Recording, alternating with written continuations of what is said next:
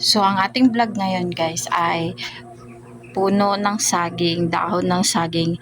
Ayan ang ating ipapakain sa mga duck natin. Ayun, gutom na sila guys. So, bisitahin natin ang ating mga pato o Muscovy duck at ating gagawa ng pagkain. Ituturo ko din sa inyo guys kung paano ako gumawa ng mga pagkain nila. So, let's go. Gawa na tayo dahil gutom na sila. Nakalipat na nga din sa sa kabila. So, let's go guys.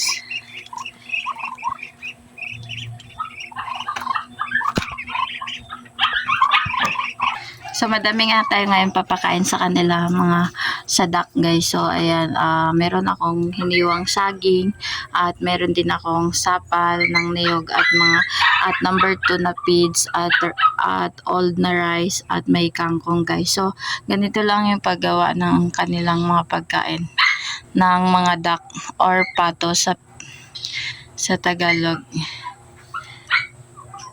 So, ang una guys na ginagawa ko ay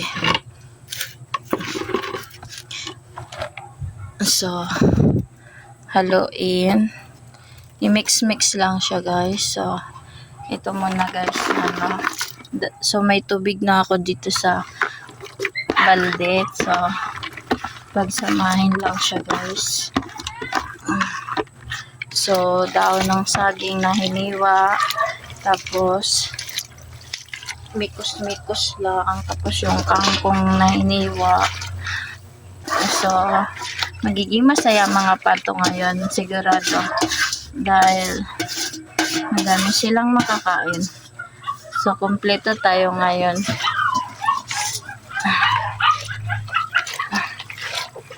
So, mix lang siya guys with peelings. Ayan. So, isunod na natin yung niyog na sapal.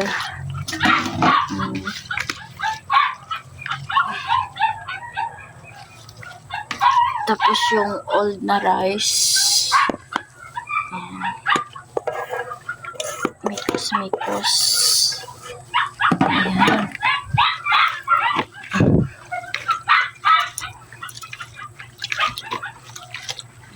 At di mawawala ang feeds nila guys. O ano man yung pwede na basta lagyan nyo siya guys ng feeds. Ayan, so pag nalubusan nyo na siya guys na nahalo, ayan, so saka na natin siya ibibigay doon sa mga duck natin. So let's go guys, bigay na natin sa kanila to guys. Oops.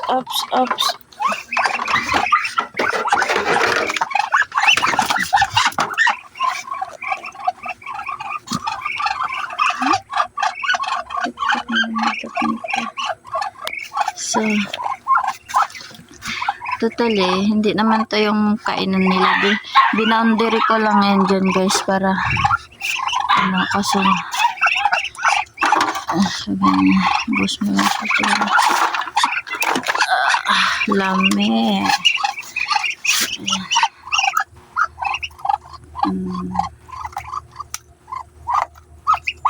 Cute niya. Ayan, pesta, party. So, dun ko yun pinapakain guys sa unahan. So, ayan, pwede naman dito. Kaso kawawa pala yung mga mama. So, ilipat natin siya dun guys. Sa kabila. Para makakain lahat.